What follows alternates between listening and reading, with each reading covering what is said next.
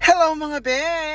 Ito nga ang aking bagong update para sa nalalapit na The Man Alive Choice in Manila. Yes mga be, dahil ang ating mga Korean opa na nagliliyaban, na nagsasarapan, ay lilipad dito sa Manila para mag-perform ng kanilang pinaka mga sexy, pinaka nag-iinitang performances para sa ating lahat. Yes, lahat talaga mga be, kasi all gender show ito for 2 nights only sa December 27 and 28 sa City of Dreams. Yes, mabubuhay ang ating mga panaginip, mga pantasya sa City of Dreams mga be, sinasabi ko sa inyo.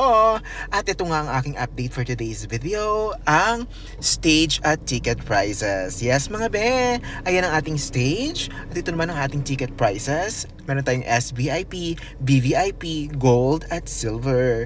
Sinasabi ko sa inyo, yung mga SVIP tsaka VVIP na yan, ay! Pinagpala! Oo, at dapat game kayo ha. Huwag kayong mga pabebe dyan. Kasi ini-encourage talaga nila yung audience participation. Dapat talaga, kung hahawa ka, hawa. Kung ganon mga be.